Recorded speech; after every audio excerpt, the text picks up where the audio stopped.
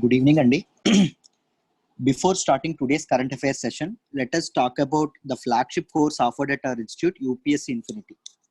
UPSC Infinity is the flagship course and premium course offered at our institute, and it comes with lifetime validity. This is the beauty of this course. It comes with lifetime validity. Lifetime validity అని ఒకసారి చెప్పామంటే lifetime validity. అంటే మీరు ఎన్నాళ్ళు prepare అయితే అన్నాళ్ళు 2021 target చేసిన 22 target చేసిన 23 target చేసిన మీకు ఆ ఫ్యాకల్టీ మెంబర్స్ యొక్క ఇన్ఫైనైట్ అన్లిమిటెడ్ యాక్సెస్ అనేది మీకు లభిస్తుంది. దాంతో పాటు బోత్ రికార్డెడ్ సెషన్స్ కి లైవ్ సెషన్స్ కి మీకు యాక్సెస్ అనేది లభిస్తుంది for lifetime validity, for ever మీకు లభిస్తుంది. Next, student centric approach.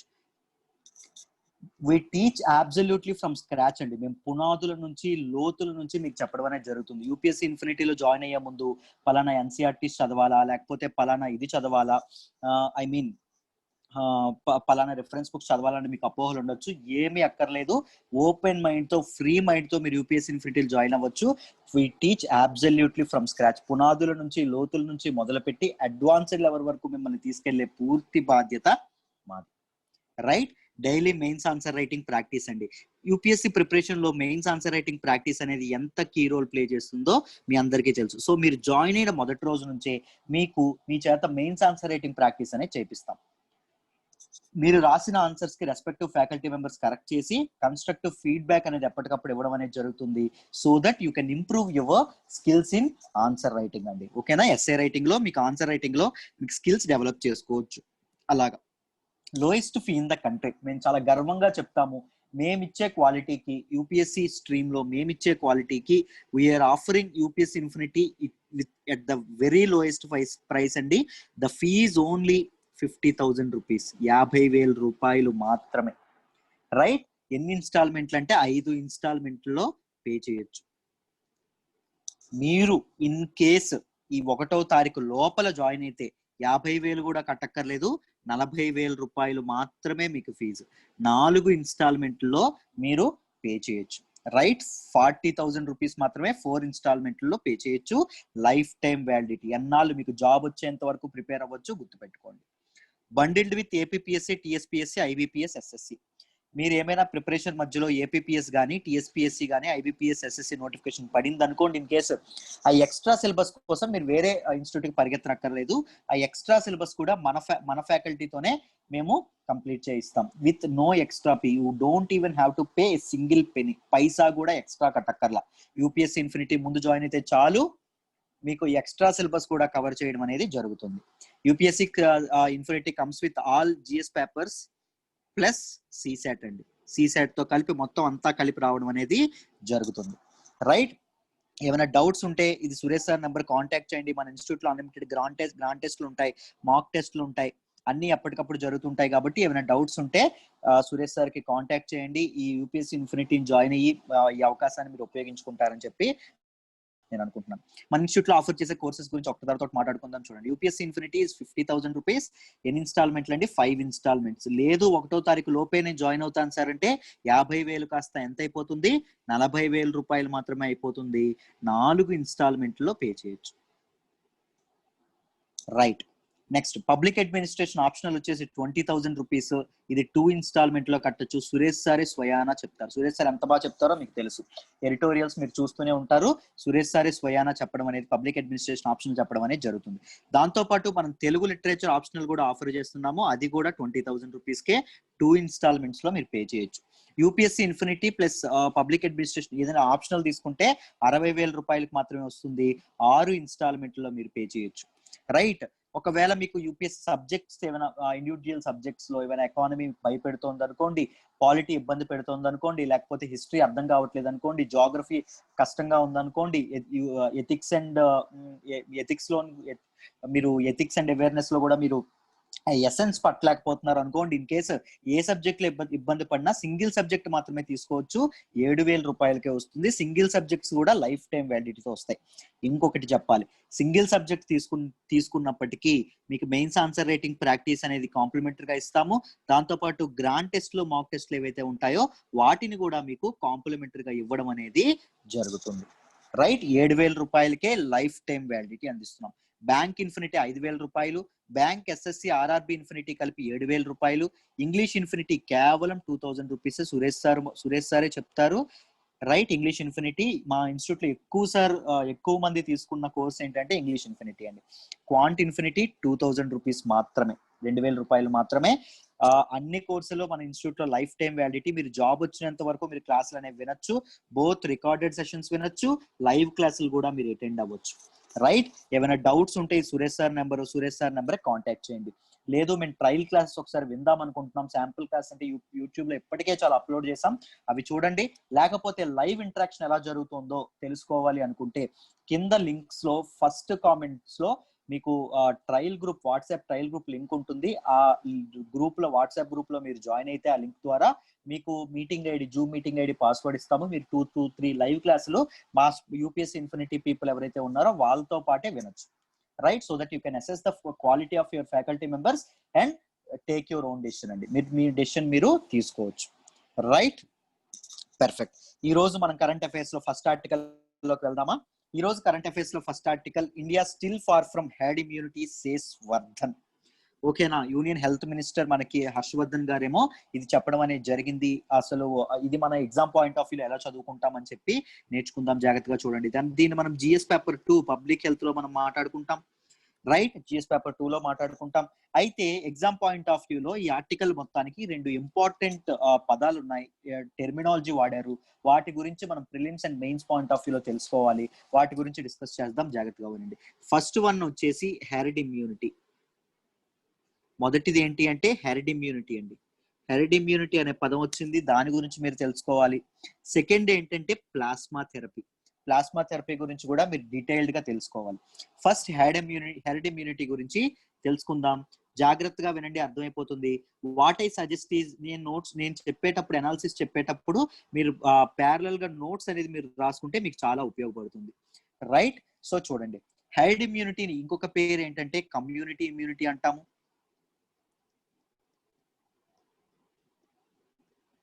Right, heard immunity is also called community immunity అండి.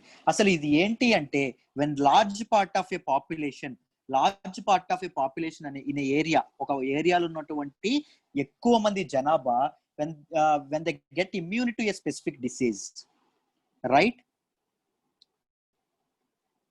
స్పెసిఫిక్ డిసీజ్ అంటే ఒక ప్రాంతంలో ఉన్నటువంటి చాలా ఎక్కువ మొత్తంలో ఉన్నటువంటి పీపుల్ ఒక డిసీజ్ కి ఇమ్యూన్ గా మారితే, ఒక డిసీజ్ ని ఎదుర్కోగలిగితే, వ్యాధి ప్రబలడం అనేది ఆగిపోతే ఆ స్టేజ్ ఏమంటాం మనము?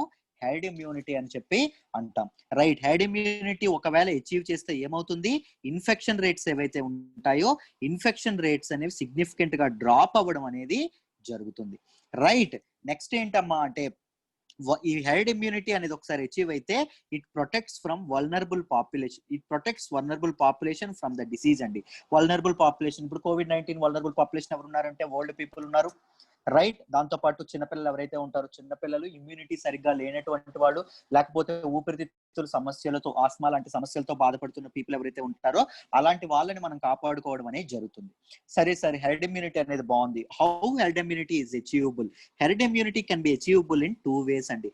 2 ways లో అచీవ్ చేసుకోవచ్చు హెర్డ్ ఇమ్యూనిటీని. ఒకటి ఏంటి అంటే వ్యాక్సినేషన్,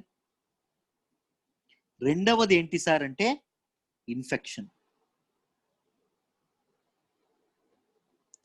వ్యాక్సినేషన్ అన్నారు సార్, కరెక్ట్ గానే బానే ఉంది. అంటే ఎక్కువ మందికి మాస్ వ్యాక్సినేషన్ ఎప్పుడైతే వేస్తామో అప్పుడు ఆ ఏరియాలో ఉన్నటువంటి, ఆ కంట్రీలో ఉన్నటువంటి పీపుల్ ఎవరైతే ఉంటారో వాళ్ళకి వ్యాక్సిన్ అనేది డిసీజ్ రాకుండా ముందుగానే కాపాడుతుంది. Okay sir, right. మరి ఇన్ఫెక్షన్ ఏంటి సార్? ఇన్ఫెక్షన్ ఏంటి అంటే ఒకవేళ when sufficient number of people in a population, ఒక ప్రాంతంలో ఉన్నటువంటి కానీ, ఒక డిస్ట్రిక్ట్ కానీ, ఒక దేశంలో ఉన్నటువంటి కానీ పీపుల్ ఎవరైతే ఉన్నారో, ఒక టౌన్ లో ఉన్నటువంటి పీపుల్, కొంతమంది సిగ్నిఫికెంట్ నెంబర్ ఆఫ్ పీపుల్ కి ఇన్ఫెక్షన్ అనేది వచ్చింది అనుకోండి, ఇన్ఫెక్షన్ నుంచి వాళ్ళు క్యూర్ అయ్యారు అనుకోండి, దే డెవలప్ యాంటీబాడీస్ అండి. వాళ్ళ బ్లడ్ లో యాంటీబాడీస్ అనేవి డెవలప్ అవుతాయి. రైట్, సో ఎక్కువ మంది పాపులేషన్ కి యాంటీబాడీస్ అనేవి డెవలప్ అయ్యాయంటే బ్లడ్ లో ఇన్ఫెక్షన్ యొక్క రేట్ ఏదైతే ఉంటుందో, ఇన్ఫెక్షన్ స్ప్రెడ్ అయ్యే రేట్ ఏదైతే ఉంటుందో అది కట్ డౌన్ అవుతుంది. Right. Large number of population కి ఇన్ఫెక్షన్ అనే సోకి వాళ్ళు దాని నుంచి క్యూర్ అయితే ఏమవుతుంది, యాంటీబాడీస్ అనే డెవలప్ అవుతాయి. when their body is having antibodies, then the infection will cut down. Infection rates అనేవి స్ప్రెడ్ అవ్వడం అనేది కట్ అవుతుంది. రైట్. దీని ప్రకారంగా కూడా మనం హెర్డ్ ఇమ్యూనిటీని అచీవ్ చేయొచ్చు. But vaccination is the ideal approach అండి. హెర్డ్ ఇమ్యూనిటీని రీచ్ అవడంలో this is the ideal way. Right. దీనివల్ల ఎవరికి ఇది ఉండదు. ఒకవేళ ఇన్ఫెక్షన్ నుంచి కానీ ఎక్కువ మందికి ఇన్ఫెక్షన్ అయ్యి హెర్డ్ ఇమ్యూనిటీని రీచ్ అయితే ఈ లోపల మనం చాలా మందిని వల్నరబుల్ పీపుల్ ఎవరైతే ఉన్నారో వాళ్ళని మనం చాలా మందిని కోల్పోవచ్చు. రైట్. దాంతో పాటు ఎక్కువ మందికి ఇన్ఫెక్షన్ సోకినట్టయితే ఏం జరుగుతుందంటే ద ఇట్ ప్రెజర్ అనేది పెరుగుతుందండి. ఎవరి మీద ప్రెజర్ పెరుగుతుంది సార్ అంటే హెల్త్ సిస్టమ్ ఏదైతే ఉంటుందో, హెల్త్ ఇన్ఫ్రాస్ట్రక్చర్ ఏదైతే ఉంటుందో వాళ్ళ మీద ప్రెజర్ అనేది పెరగడం అనేది జరుగుతుంది. హెల్త్ ఇన్ఫ్రాస్ట్రక్చర్ మీద ప్రెజర్ అనేది పెరగడం అనేది జరుగుతుంది. సో హెల్త్ సిస్టమ్ మొత్తం డిస్రప్ట్ అయ్యే ప్రమాదం అనేది ఉంది. దాంతోపాటు ఎకనామికల్ గా హెల్త్ ఇన్ఫ్రాస్ట్రక్చర్ మీద ఎకానమీ వైపు ఖర్చు చేసే విధంగా కూడా దేశాలు అనేవి, కంట్రీస్ అనేవి కానీ, స్టేట్స్ అనేవి కానీ ఇబ్బంది పడే అవకాశం కూడా ఉంది అని చెప్తున్నారు. This is all about heard immunity. Heard immunity ద్వారా మనం ఇప్పటి వరకు ఇదేనివి ఎగ్జాంపుల్స్ ఏంటంటే పోలియో, దాంతో పాటు చికెన్ పాక్స్, ఇవేవైతే ఉన్నాయో ఇవన్నీ మనం రేర్ గా చూస్తూ ఉంటాం. ఎందుకంటే ద రీజన్ ఈజ్ ఈ డిసీజెస్ కి ఏవైతే ఉన్నాయో, స్పెసిఫిక్ ఈ డిసీజెస్ కి ఏవైతే ఉన్నాయో మనం హెర్డ్ ఇమ్యూనిటీని ఆల్రెడీ రీచ్ అయిపోవడం అనేది జరిగింది. రైట్. ఐ హోప్ ఈ ఆర్టికల్ మీకు డీటెయిల్డ్ గా అర్థమైంది అనుకుంటున్నాను. నెక్స్ట్ టెర్మినాలజీ ఏంటంటే ప్లాస్మా థెరపీ. దీని గురించి మనం డీటెయిల్డ్ గా మాట్లాడదాం. జాగ్రత్తగా వినండి అమ్మా.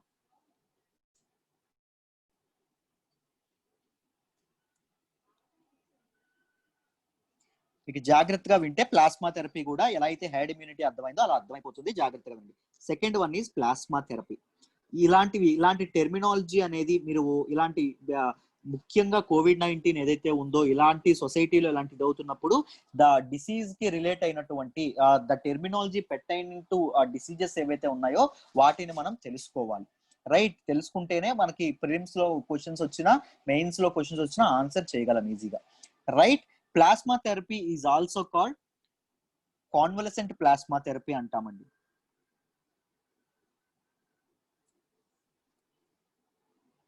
కాన్వలసెంట్ ప్లాస్మా థెరపీ అని దీన్ని అంటాము. దాన్ని ఏమంటామమ్మా మనం హెర్డ్ ఇమ్యూనిటీని ఏమంటాము కమ్యూనిటీ ఇమ్యూనిటీ అని కూడా అంటాము. ఇది ఏ కాన్సెప్ట్ మీద ఇది అవుతుంది అంటే ప్యాసివ్ ఇమ్యూనిటీ కాన్సెప్ట్ మీద పనిచేస్తుంది.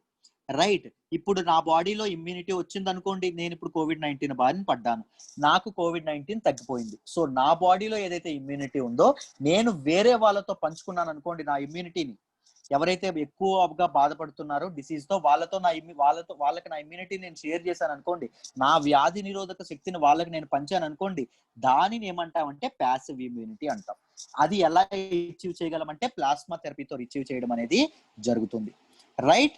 ఎలా జరుగుతుంది సార్ ఆ ప్లాస్మా థెరపీ అంటే ఏంటి అంటే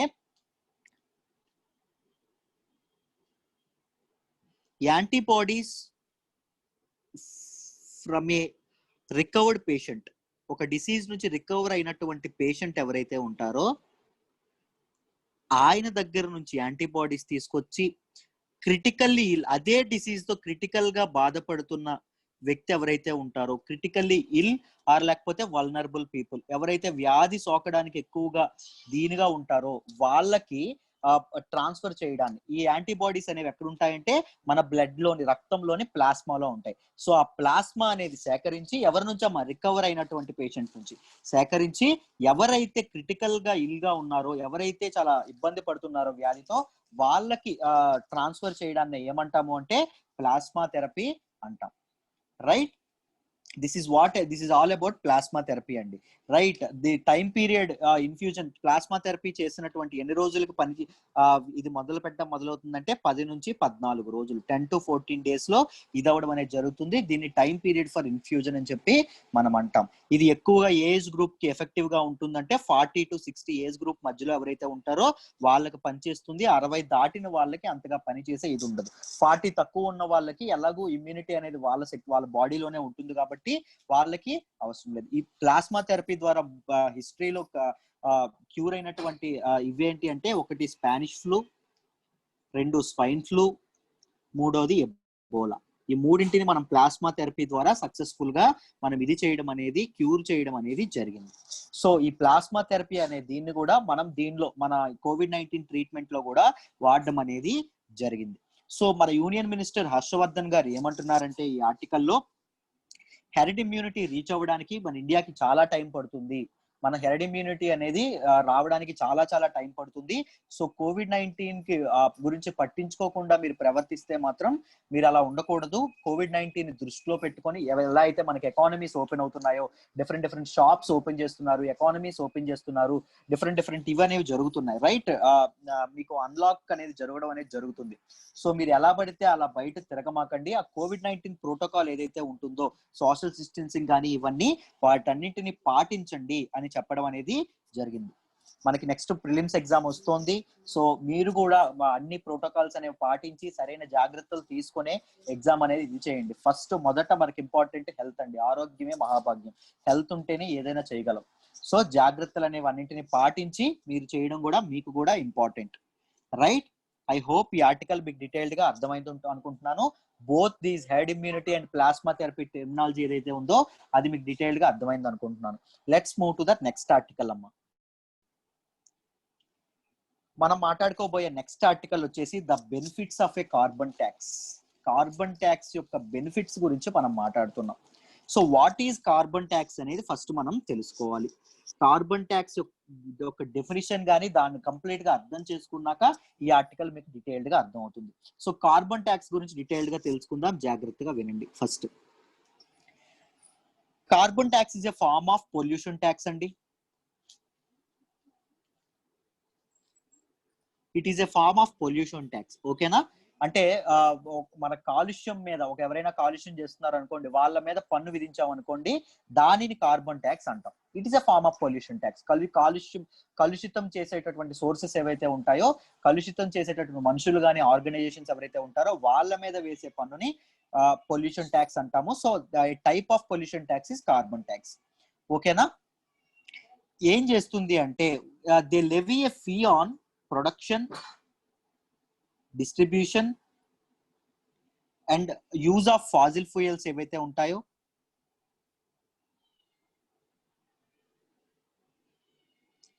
ఏవైతే ఫర్మ్స్ ప్రొడక్షన్ లో కానీ డిస్ట్రిబ్యూషన్ లో కానీ ఫాజిల్ ఫ్యూయల్స్ యూజ్ చేసే ఫర్మ్స్ ఏవైతే ఉంటాయో వాళ్ళ మీద how much carbon there emits, వాళ్ళ కార్బన్ ఎమిషన్స్ దృష్టిలో పెట్టుకొని వాళ్ళ మీద వేసే పన్ను ఏదైతే ఉంటుందో దానిని మనం కార్బన్ ట్యాక్స్ అని చెప్పి అంటామమ్మా, right? Next, it is a very cost effective tool అమ్మా. చాలా చాలా ఎకనామికల్ గా చాలా ఉపయోగపడుతుంది. బికాస్ దీని కార్బన్ ఎమిషన్స్ ని తగ్గించడమే కాకుండా, కాలుష్యాన్ని పొల్యూషన్ ని తగ్గించడమే కాకుండా గవర్నమెంట్స్ కి ఒక రెవెన్యూ తెచ్చిపెట్టే దీనిగా కూడా ఉంటుంది. దాంతో పాటు it is a main tool to reduce green house gases. CO2 లాంటి గ్రీన్ హౌస్ గ్యాసెస్ ఏవైతే ఉంటాయో వాటి తాలూకా రిడక్షన్ కూడా ఈ కార్బన్ ట్యాక్స్ అనేది చాలా ఉపయోగపడుతుంది. It is very very important. ఇది ఒకసారి ఎగ్జామ్స్ లో కూడా అడిగారు. It is based on the principle of polluter pay. Carbon tax అనేది పొల్యూటర్ పే ప్రిన్సిపల్ మీద రన్ అవుతుందమ్మా. పొల్యూటర్ పే అనే ప్రిన్సిపల్ మీద రన్ అవ్వడం అనేది జరిగింది. అంటే ఎవరైతే కలుషితం చేస్తారో వాళ్ళు తగిన మూల్యాన్ని చెల్లించాలి అనే విధంగా ఇది రన్ అవ్వడం అనేది జరుగుతుంది, right? It's ultimate goal is to eliminate and reduce the use of fossil fuels.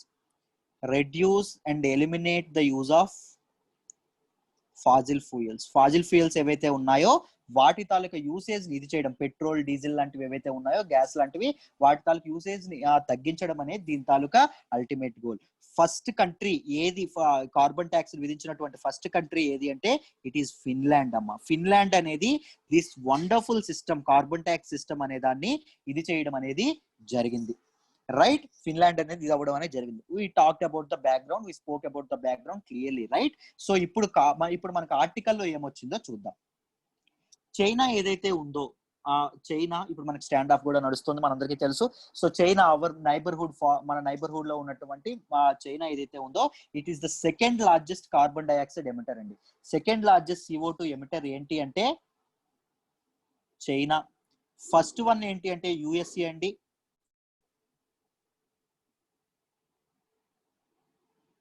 Third ఎవరు ఉన్నారు అంటే ఇండియా ఉందండి. దీస్ త్రీ గ్రోయింగ్ ఎకానమీస్ ఏవైతే ఉన్నాయి, this is the developed economy ఈ రెండు, బట్ ఇండియా కూడా డెవలప్ అవుతుంది, it is a growing huge economy. ఇవేవైతే ఉన్నాయో ఇవి కార్బన్ ఎమిషన్స్ లో కూడా ముందుండడం అనేది జరిగింది. రైట్, ఇక చైనా ఏం చెప్పింది అంటే 2020 కల్లా మా బ్యాలెన్స్ ఏదైతే balance outs or carbon emissions అని చెప్పి ఇవి చెప్పడం అనేది జరిగింది. రైట్, దీని ప్రకారంగా ఏం చెప్తున్నారంటే కార్బన్ ఎమిషన్స్ ని తగ్గించడానికి ఒక ఇంపార్టెంట్ టూల్, దేశాల మధ్య ఉన్నటువంటి ఇంపార్టెంట్ టూల్ ఏంటి అంటే కార్బన్ ట్యాక్స్ అని చెప్పడం అనేది జరిగింది. రైట్, చైనా ఎలా అయితే డెసిషన్ తీసుకుందో ఇండియా అండ్ యుఎస్ఏ కూడా అలాంటి డెసిషన్స్ తీసుకోవాల్సిన అవసరం అనేది ఉంది. అలాంటి గోల్ కోసం పనిచేయాల్సిన, అలాంటి లక్ష్యం కోసం పనిచేయాల్సిన అవసరం ఉంది అని చెప్పి ఆర్టికల్లో చెప్పడం అనేది జరిగింది. రీసెంట్ గా మనం చూసుకుంటే ఢిల్లీలో ఉన్నటువంటి హై ఇవి కానీ, 1 minute,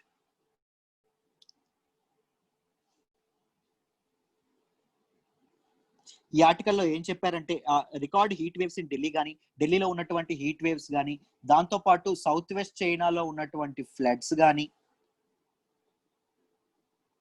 అర్బన్ ఐలాండ్స్ కాన్సెప్ట్స్ గురించి కూడా మీకు తెలుసు, అర్బన్ ఐలాండ్స్ అనేవి ఎలా వర్క్ అవుతాయి గ్రీన్ హౌస్ గ్యాసెస్ వల్ల. దాంతో పాటు కాలిఫోర్నియాలో రీసెంట్ గా చాలా హ్యూజ్ గా ఫారెస్ట్ ఫైర్స్ అనేవి రావడం అనేది జరిగింది. వీటన్నింటికి మెయిన్ కారణం ఏంటి అంటే గ్లోబల్ వార్మింగ్ అమ్మ. Right, global warming is a serious issue, ఇది మనందరికీ తెలుసు. పీపుల్ యొక్క పెర్సెప్షన్ కూడా క్లైమేట్ చేంజ్ మీద మారుతా వస్తుంది. నేచర్ ని కాపాడుకోవాలనే దృక్పథం కూడా జనాల్లో ఎక్కువగా ఇదవ్వడం అనేది జరిగింది. దాంతో పాటు చైనా ఎలా అయితే డెసిషన్ తీసుకుందో ఇండియా కూడా అలాంటి డెసిషన్ సిమిలర్ గా తీసుకుంది. ఏం చెప్పింది అంటే 40% ఆఫ్ ఇట్స్ ఎలక్ట్రిసిటీ, తన విద్యుత్ శక్తి ఏదైతే ఉందో, ఎలక్ట్రిసిటీ ప్రొడక్షన్ ఏదైతే ఉందో కెపాసిటీ, దాన్ని 2030 కల్లా ఓన్లీ 40% ఆఫ్ ఎలక్ట్రిసిటీ మాత్రమే ఫాసిల్ ఫ్యూయల్స్ ద్వారా ఇస్తాము. మేము రెన్యూవబుల్ ఎనర్జీ సోర్సెస్ ఏవైతే ఉన్నాయో, సోలార్ ఎనర్జీ కానీ విండ్ ఎనర్జీ లాంటివి ఏవైతే ఉన్నాయో వాటి మీద ఇక్కడ నుంచి ఎక్కువ ఆధారపడతాము అని చెప్పి ఇండియా గోల్ గా పెట్టుకోవడం అనేది జరిగింది. 2050కి నో నెట్ కార్బన్ ఇంక్రీజ్ అనే గోల్ కూడా పెట్టుకోవడం అనేది ఇండియా అనేది జరిగింది. రైట్, ఇలాంటి గవర్నమెంట్స్ ఏవైతే ఉన్నాయో దీనికి స్ట్రాంగర్ యాక్షన్ అనేది తీసుకోవాల్సిన అవసరం కూడా చాలా ఉంది. రైట్, మనం గోల్స్ ఒక్కటే on paper or what is or framework కానీ, గైడ్ లైన్స్ కానీ, ఇంప్లిమెంటేషన్ కానీ వండర్ఫుల్ గా ఉంది. But when it comes to implementation జరుగుతున్నప్పుడు మాత్రం అంత ఎఫెక్టివ్ గా లేదు అని చెప్పడం అనేది జరిగింది. రైట్, అలా చెప్పడం అనేది జరిగింది. దాంతో పాటు మనం మాట్లాడుకుంటే పెద్ద పెద్ద ఎకానమీస్ అయినటువంటి కెనడా కానీ, యుఎస్ఏ లాంటి ఎకానమీస్ కూడా ఈ కార్బన్ ఎమిషన్స్ తగ్గించడానికి కార్బన్ ట్యాక్స్ విధించాల్సిన అవసరం కూడా చాలా ఉంది. ఎలా అయితే యూకే లాంటి పెద్ద పెద్ద ఇవి కూడా కంట్రీస్ కూడా పెద్ద పెద్ద ఇవి కూడా ఇదవ్వడం అని కార్బన్ ట్యాక్స్ మీద డిపెండ్ అవ్వడం, ఏవైతే ఇంపోర్ట్స్ ఉంటాయో, మ్యానుఫ్యాక్చరింగ్ యూనిట్స్ ఏవైతే ఉంటాయో, ఇఫ్ సపోజ్ మనకి ప్రొడక్షన్ గురించి చూసుకుంటే మైన్స్ ఏవైతే ఉంటాయో వాళ్ళు, రైట్, డిస్ట్రిబ్యూషన్ చూసుకుంటే షిప్ ట్రాన్స్పోర్టేషన్ కంపెనీస్ ఉంటాయో వాటి మీద, లేకపోతే కన్స్యూమర్స్ మీద అయితే డైరెక్ట్ గా ఎలక్ట్రిసిటీ బిల్స్ మీద ఈ కార్బన్ ట్యాక్స్ అనేది కంట్రీస్ లివై చేయడం, ఇంపోజ్ చేయడం అనేది జరుగుతుందండి. రైట్, అలాగే ఇండియా యుఎస్ఏ లాంటి కంట్రీస్ కూడా ఇదవ్వాలి అని చెప్పి చెప్పడం అనేది జరిగింది.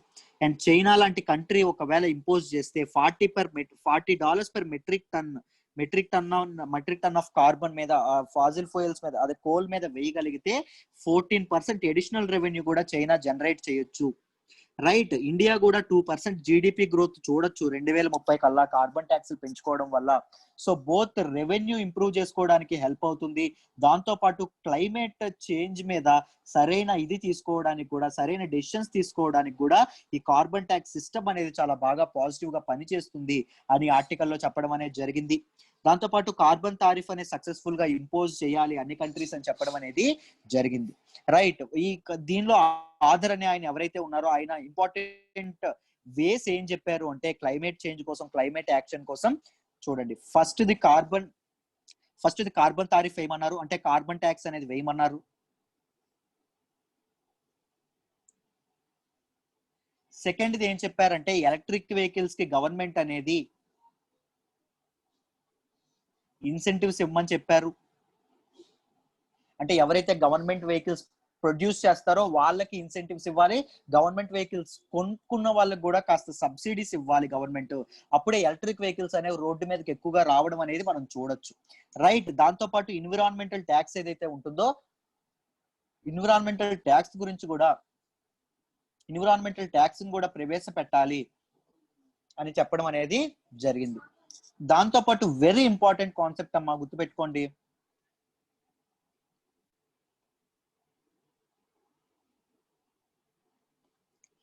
That concept is emission trading. Emission trading అనేది గవర్నమెంట్స్ చెయ్యాలి అని చెప్పడం అనేది జరిగింది. వాట్ ఈజ్ ఎమిషన్ ట్రేడింగ్ అంటే, గవర్నమెంట్స్ ఏవైతే కంపెనీస్ ఉన్నాయో, కంపెనీస్ యొక్క కార్బన్ ఎమిషన్స్ బట్టి, కార్బన్ ఎమిషన్స్ పైన ఒక థ్రెష్ హోల్డ్ అనేది పెట్టాలి, ఒక క్యాప్ అనేది విధించాలి. రైట్. మాక్సిమం ఇంత కార్బన్ ఎమిషన్సే ఉండాలి, లేకపోతే మీ కంపెనీ సీజ్ చేస్తాము అనేటట్టు ఉండాలి. అనేటట్టు చేసిన తర్వాత కార్బన్ ఎమిషన్స్ వైజ్ గా కంపెనీస్ కి ర్యాంకింగ్స్ ఇవ్వాలి. రైట్. దీనిలో లీస్ట్ కార్బన్ ఎమిషన్ కంట్రీ ఏదైతే ఉంటుందో, అది ఫామ్ ఏదైతే, ఇండస్ట్రీ ఏదైతే ఉంటుందో, వాళ్ళకి మార్కెటింగ్ వైపు కానీ, ప్రొడక్షన్ లో కానీ,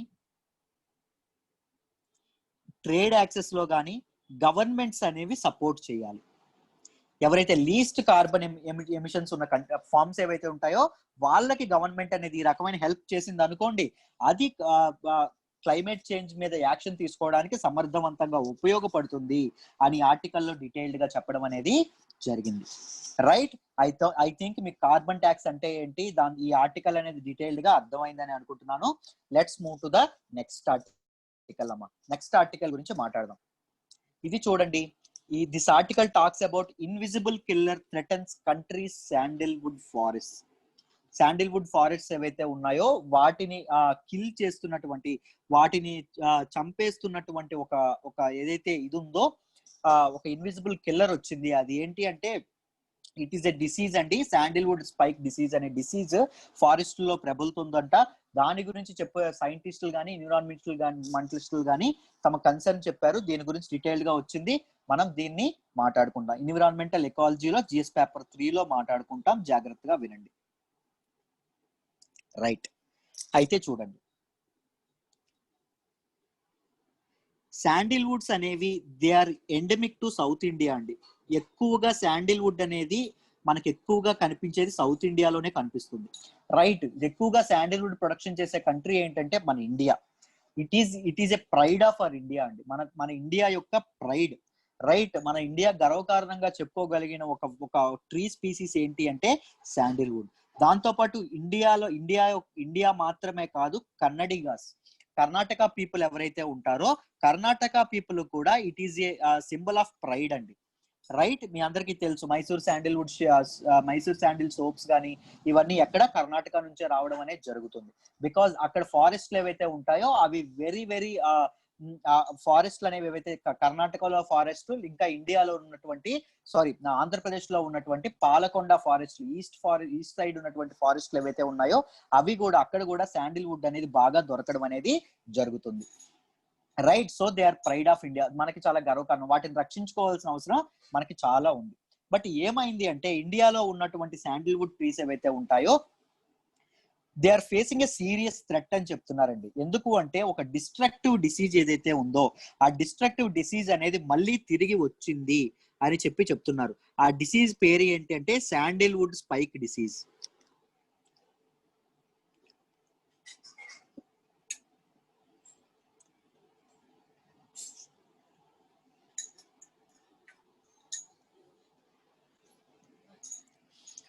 ఇది కర్ణాటకలోని, కేరళలో ఉన్నటువంటి ఏవైతే శాండిల్వుడ్స్ ఉంటాయో వాటిని ఇవి ఇబ్బంది పెడుతుంది, థ్రెటన్ చేస్తున్నాయని చెప్పడం అనేది, ఈ డిసీజ్ థ్రెటన్ చేస్తుందని చెప్పడం అనేది జరిగింది.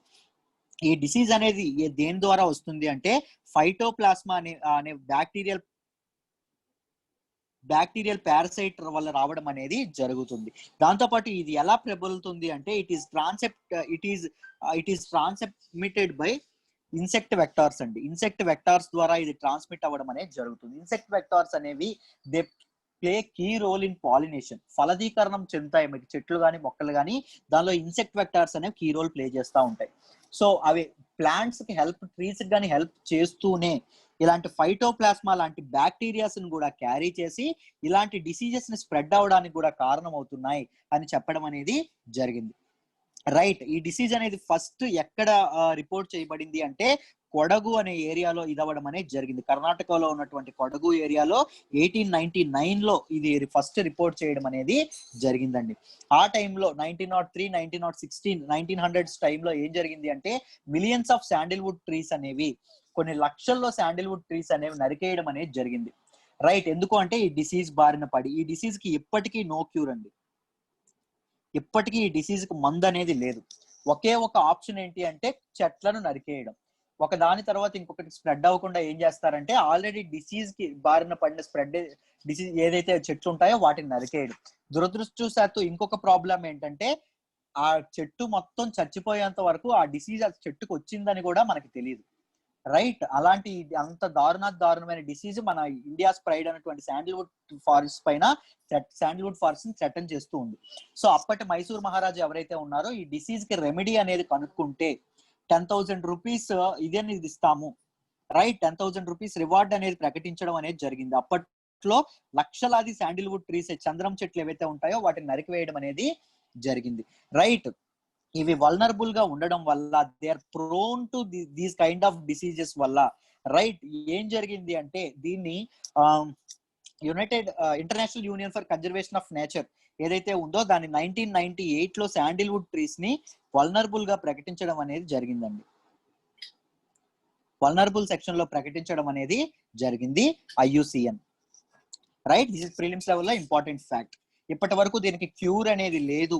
రైట్, ఒకే ఒక ఆప్షన్ ఏంటంటే ఇన్ఫెక్టెడ్ ట్రీని అది నరికేయడం తప్ప ఇంకొక క్యూర్ అనేది లేదు. రైట్, ఈ SSD శాండిల్వుడ్ స్పైక్ డిసీజ్ ఏదైతే ఉందో ఈ శాండిల్వుడ్ స్పైక్ డిసీజ్ అనేది చాలా శాండిల్వుడ్ ప్రొడక్షన్, మన ఇండియాలో శాండిల్వుడ్ ప్రొడక్షన్ అనేది పూర్తిగా డిక్లైన్ అవ్వడానికి చాలా పెద్ద కారణమైంది అని ఆర్టికల్లో చెప్పడం అనేది జరిగింది.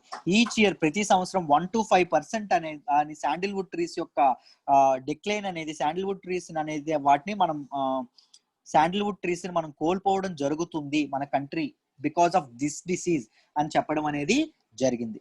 రైట్, ఒకవేళ ఈ శాండిల్వుడ్ స్పైక్ డిసీజ్ ని పట్టించుకోకుండా వదిలేస్తే సైంటిస్టులు దీని మీద సరైన ఇది మాత్రం చేయకపోతే ఏం జరుగుతుంది అంటే కల్టివేటెడ్ శాండిల్వుడ్ ట్రీస్ ఉంటాయి, ఇవి ఫారెస్ట్ ఏరియాస్ లో ఇప్పుడు ప్రబలుతుంది, ఇది కల్టివేటెడ్ శాండిల్వుడ్ ట్రీస్ మీద ప్రబలడం అనేది జరుగుతుంది. సో ఏమవుతుంది అంటే ఎవరైతే రైతులు ఉంటారో, చందనం చెట్లు వేసిన రైతులు ఎవరైతే ఉంటారో వాళ్ళు తీవ్రంగా నష్టపోతారు అని చెప్పడం కూడా జరిగింది. ప్రెజెంట్ ఉన్నటువంటి ర్యాపిడ్ స్ప్రెడ్ కు కారణం ఏం చెప్పారు అంటే గ్రీన్ ఫెల్లింగ్ ఏదైతే ఉందో, అంటే పచ్చని చెట్లని నరకకూడదనే రిస్ట్రిక్షన్స్ ఏదైతే ఉందో ఆ రిస్ట్రిక్షన్స్ వల్ల హెల్దీ చెట్లు ఏవైతే ఉంటాయో వాటికి కూడా మూవ్ అవుతుంది. రైట్, వాటికి కూడా ఇవి స్ప్రెడ్ అవుతుంది ఈ SSD అనేది. ఈ పారాసైట్ ఏదైతే ఉందో ఫైటోప్లాస్మా పారాసైట్ అది ట్రాన్స్మిట్ అయ్యి ఈ డిసీజ్ అనేది శాండిల్వుడ్ స్పైక్ డిసీజ్ అనేది ప్రబలుతుంది అని చెప్పడం అనేది కూడా జరుగుతుందమ్మా. Right, this is all about this article. I hope recent గా ఏం చేశారు అంటే దీన్ని ఇది చేయడానికి మన రీసెంట్ గా మనం institute of food science and technology IWST వాళ్ళు ఎవరైతే ఉన్నారో వాళ్ళు నేషనల్ సర్వీసెస్ తో ఒక 3 year ఇది స్టడీ అగ్రిమెంట్ అనేది పెట్టుకున్నారు అండర్ ద మినిస్ట్రీ ఆఫ్ ఆయుష్. మొత్తం 50 లక్షలు అనేది ఈ స్టడీకి కేటాయించడం జరిగింది.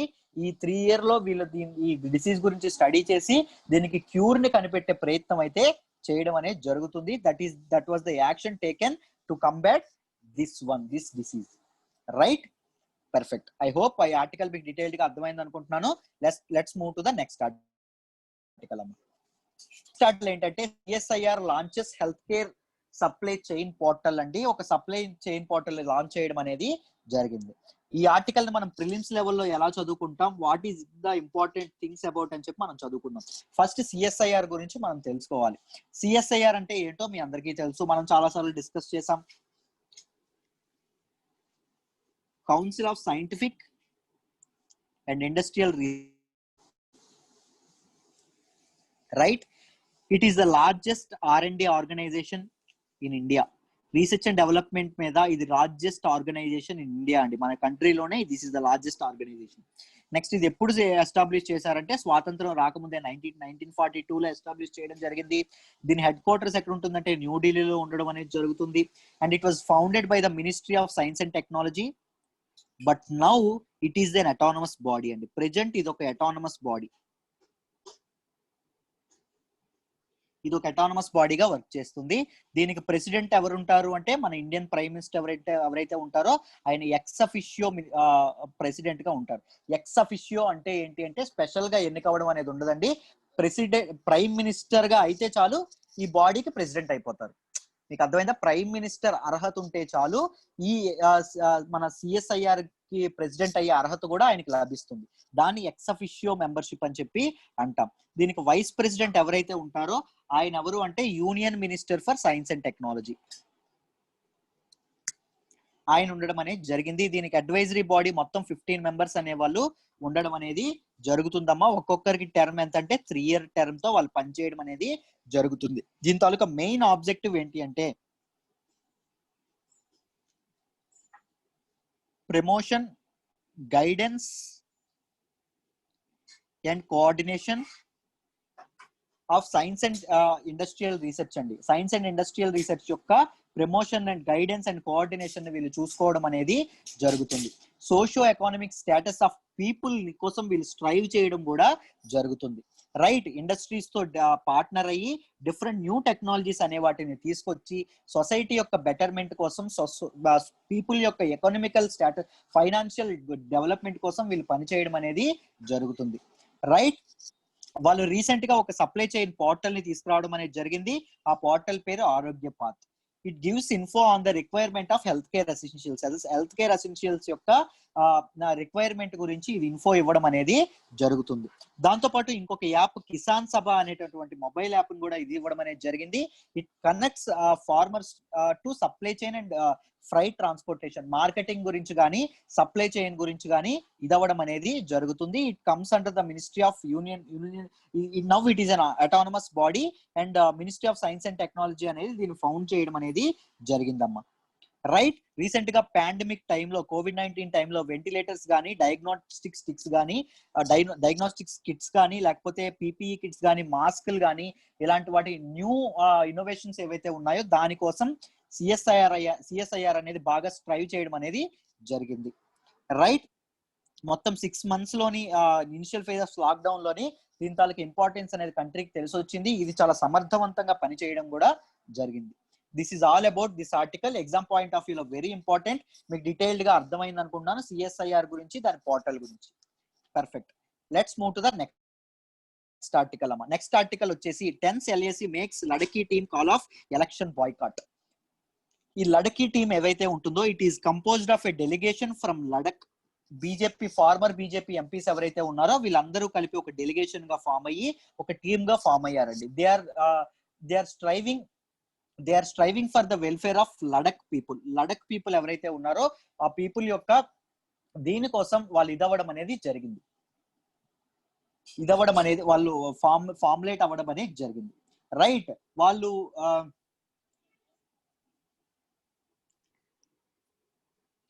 అయితే ఎలక్షన్ బాయ్కాట్ కి వాళ్ళు కాల్ చేయడం అనేది జరిగిందండి. ముందు ఏ ఎలక్షన్ కి అంటే district autonomous councils in Ladakh.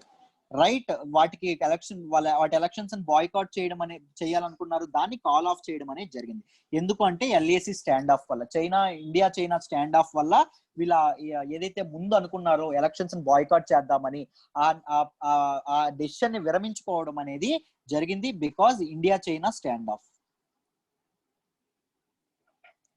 Right, అయితే వీళ్ళ డిమాండ్స్ ఏంటి, ఈ టీమ్ యొక్క డిమాండ్స్ గురించి ముందు మాట్లాడదాం. What are they demanding for?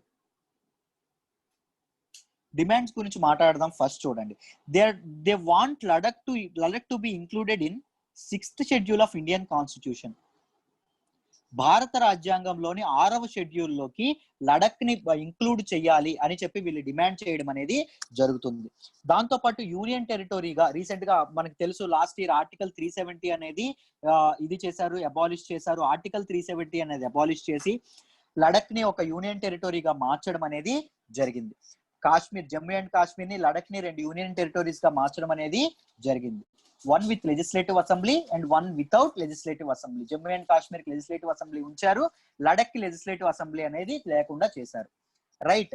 Article 370 abolish సంవత్సరం గడుస్తున్న లడక్ యూత్ ఎవరైతే ఉన్నారో, లడక్ లో ఉన్నటువంటి పీపుల్ ఎవరైతే ఉన్నారో, యంగ్ పీపుల్ కి జాబ్స్ అనేవి ఇవ్వలేదు సెంట్రల్ గవర్నమెంట్, ఎంప్లాయ్మెంట్ క్రియేషన్ అనేది జరగలేదు అని చెప్పడం అనేది జరిగింది. సో ఆర్టికల్ 370 అనేది ఇదవ్వడం వల్ల, సారీ, లడక్ ని 6th షెడ్యూల్ లో చేర్చడం వల్ల లడక్ పీపుల్ కి చాలా హెల్ప్ అవుతుంది అని చెప్పడం అనేది జరిగిందండి. Right. First 6th schedule of Indian constitution గురించి మనం డీటెయిల్డ్ గా తెలుసుకుందాం, so that you can understand the concepts better. 6th schedule ఏం చెప్తుంది అంటే, it consist of provisions for the administration of tribal areas. మన దేశంలో వివిధ తెగలు అనేవి ఉంటాయి. మన కంట్రీ అనేది వివిధ రకాలైనటువంటి మతాలు, డిఫరెంట్ రిలీజియన్స్, డిఫరెంట్ కులాలు, క్యాస్ట్లు, సబ్ క్యాస్ట్లు, కులాల్లో కూడా ఇంకా సబ్ క్యాస్ట్లు ఉంటాయి. దాంతో పాటు డిఫరెంట్ మైనారిటీస్ కానీ, చాలా రకాలైనటువంటి తెగలు కానీ, చాలా రకాలైనటువంటి గోత్రాలు, మనం అందరిలో ఇంకా గోత్రాలు చూసుకోవచ్చు. ఇలా మన ఇండియాలో ఎన్ని రకాలుగా జనాలు విడిపోవాలో అన్ని రకాలుగా జనాలు విడిపోయి ఉన్నారు. రైట్. ఒకరి మధ్య ఒకరు గోడలు కట్టుకొని జనాలు అనే వాళ్ళు నివసిస్తున్నారు. సో ఈ ట్రైబల్ ఏరియాస్ ఏవైతే ఉన్నాయో, ముఖ్యంగా ఈ ట్రైబల్ ఏరియాస్ పీపుల్ వాళ్ళు ముఖ్యంగా వెరీ మైనారిటీస్ అండి. They are very vulnerable. ఈ ట్రైబల్ ఏరియాస్ లో ఉన్నటువంటి పీపుల్ కి సోషల్ స్టేటస్ అనేది ఎక్కువగా ఉండదు. రైట్. వాళ్ళని గిరిజన తెగలను తక్కువగా చూడడం అనేది జరుగుతుంది. దాంతో పాటు వాళ్ళు they are confined to isolated places లో ఉండడం వల్ల, ఫారెస్ట్లకు కానీ అడవులకు కానీ అక్కడే బతకడం వల్ల వాళ్ళకి సిటీస్ కి యాక్సెస్ ఉండడం జరగదు. సో దట్ ఎడ్యుకేషనల్ ఇన్స్టిట్యూషన్స్ కి యాక్సెస్ ఉండడం అనేది జరగదు. సరైన విద్యకి, సరైన ఆహారానికి, సరైన నిద్రకి, సరైన తిండికి, సరైన నీటికి వాళ్ళకి యాక్సెస్ అనేది ఉండదు. సో వాళ్ళని ఆదుకోవాల్సిన బాధ్యత ఎవరిది? ప్రజలని ఆదుకోవాల్సిన బాధ్యత ఎవరిది? కుటుంబాన్ని తండ్రి ఎలా అయితే ఆదుకుంటాడో, ప్రజల్ని, సొసైటీని ఎవరు ఆదుకుంటారమ్మా? ప్రభుత్వం ఆదుకోవాలి. సో ట్రైబల్ ఏరియాస్ ఏవైతే ఉంటాయో, బాధపడుతున్న ట్రైబల్ ఏరియాస్ ఏవైతే ఉంటాయో, ఈ వల్నరబుల్ సెక్షన్ ఎవరు ఆదుకోవాలి అంటే గవర్నమెంట్ ఆదుకోవాలి.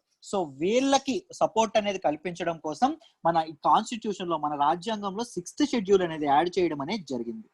ఈ 6th షెడ్యూల్ ఏం చేస్తుంది అంటే, ట్రైబల్ ఏరియాస్ యొక్క అడ్మినిస్ట్రేషన్ ఏదైతే ఉంటుందో, వాళ్ళ పరిపాలన ఏదైతే ఉంటుందో, వాళ్ళ పరిపాలన వాళ్ళకు మాత్రమే ఇచ్చేటట్టు, వాళ్ళ లాస్ ను వాళ్ళే చేసుకోవాలి, వాళ్ళ చట్టాలను వాళ్ళే చేసుకున్నట్టు, వాళ్ళ చట్టాలని వాళ్ళే ఇంప్లిమెంట్ చేసుకునేటట్టు ఒక ఇది రావడం అనేది జరిగింది.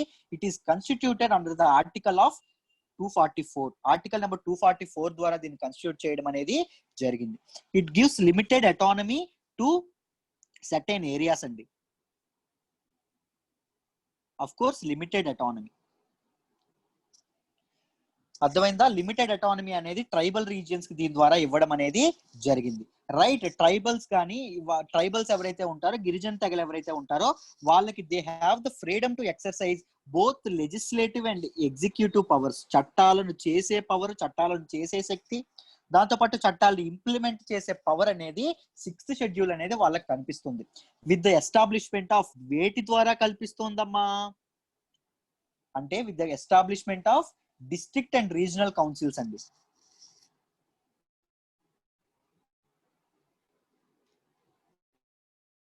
ఈ డిస్ట్రిక్ట్ అండ్ రీజియనల్ కౌన్సిల్స్ అనేవి ఏర్పాటు చేసుకొని, ఈ డిస్ట్రిక్ట్ అండ్ రీజియనల్ కౌన్సిల్స్ లో మొత్తం 30 మెంబర్స్ ఉండడం అనేది జరుగుతుంది. ఈ 30 మెంబర్స్ లో 4 గవర్నర్ నియమిస్తారు, 26 మందిని లోకల్ ఎలక్షన్స్ ద్వారా నియమించడం అనేది, జనాలు ఎన్నుకోవడం అనేది జరుగుతుంది. సో ఈ 30 మంది ఏం చేస్తారంటే, ఆ రీజియన్ ఏదైతే ఉందో ట్రైబల్ ఏరియా, వాళ్ళ తాలూకా చట్టాలు కానీ, వాళ్ళ తాలూకా రూల్స్ కానీ, వాళ్ళ తాలూకా రెస్ట్రిక్షన్స్ కానీ ఫార్ములేట్ చేస్తారు. ఎందుకంటే మిగిలిన కంట్రీస్ మొత్తం, మిగిలిన country, rest of the country కోసం ఫార్ములేట్ చేసినటువంటి యాక్ట్స్ ఏవైతే ఉంటాయో, ఆ యాక్ట్స్ వీళ్ళ మీద రుద్దబడితే వీళ్ళ కల్చర్ కి, వీళ్ళ సంస్కృతికి, సాంప్రదాయాలకి ఆ చట్టాలు అనేవి భంగపాటు కలిగించవచ్చు. సో వాళ్ళ చట్టాలని వాళ్ళే ఏర్పాటు చేసుకునేలాగా, వాళ్ళ రూల్స్ ని వాళ్ళే ఫ్రేమ్ చేసుకునేలాగా వాళ్ళకి అవకాశం ఇప్పించడానికే మన కాన్స్టిట్యూషన్ మేకర్స్ ఎవరైతే ఉంటారో, భారత రాజ్యాంగ నిర్మాతలు, వాళ్ళు 6వ షెడ్యూల్ ని కాన్స్టిట్యూషన్ లో పెట్టడం అనేది జరిగింది. రైట్. పార్లమెంట్ యొక్క యాక్ట్స్ కానీ, స్టేట్ లెజిస్లేషన్స్ కానీ ఈ అటానమస్ రీజియన్స్ ఏవైతే ఉంటాయో వాటికి లభించవండి. 6th షెడ్యూల్ లో ఇంక్లూడ్ చేసినటువంటి ఏవైతే ఉంటాయో, ఇంక్లూడ్ చేసినటువంటి రీజియన్స్ ఏవైతే ఉంటాయో వాటికి వర్తించవు. రైట్. మొత్తం ప్రెజెంట్ ఎన్ని ఉన్నాయి సార్? జాగ్రత్తగా వినండి. మొత్తం అటానమస్ రీజియన్స్ ప్రెజెంట్ ఎన్ని ఉన్నాయి సార్ అంటే 10 ఉన్నాయండి. 10 ఉన్నాయి. In how many states? 4 states. మొత్తం 10 డిస్ట్రిక్ట్స్ ఉండడం అనేది జరిగింది. ఎన్ని స్టేట్స్ అంటే 4 స్టేట్స్ లో ఉండడం అనేది జరిగింది. What are those 4 states sir అంటే 1 అస్సాం, 2 త్రిపుర, 3 మేఘాలయ,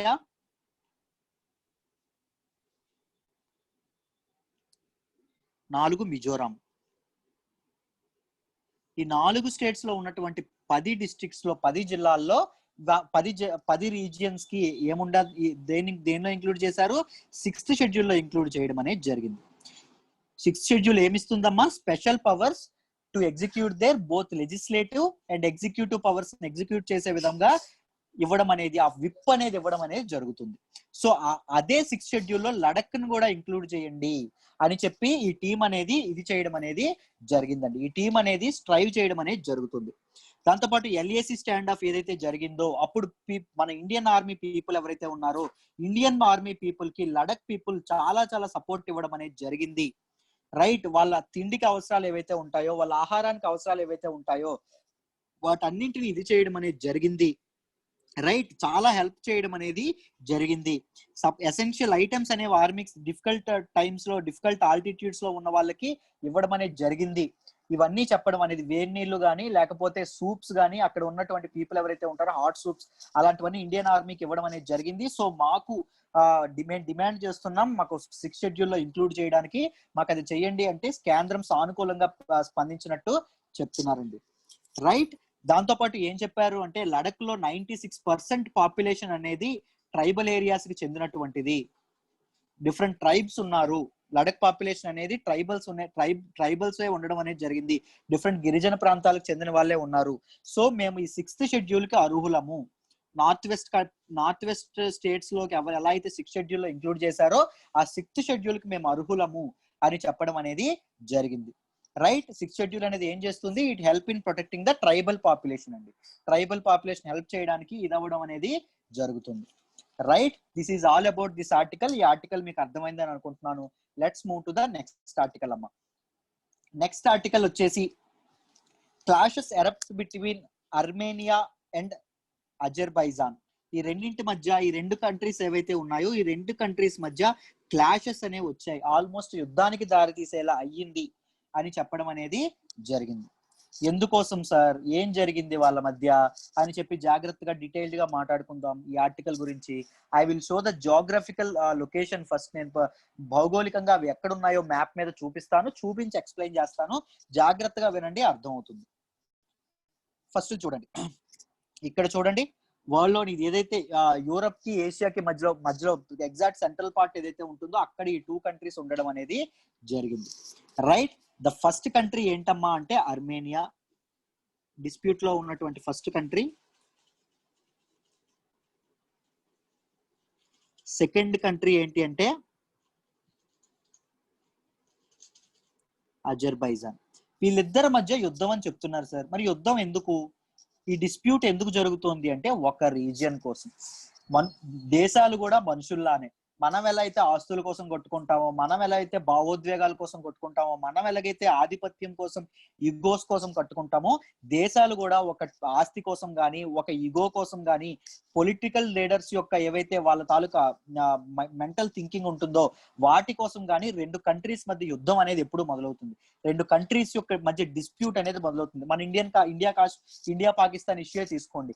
ఇది ఇండియా పాకిస్తాన్ ఇష్యూ హిస్టారికల్ గా ఎప్పటి నుంచో ఉంది. ఇప్పటికీ అది ఇదవ్వకపోవడానికి కారణం ఏంటి?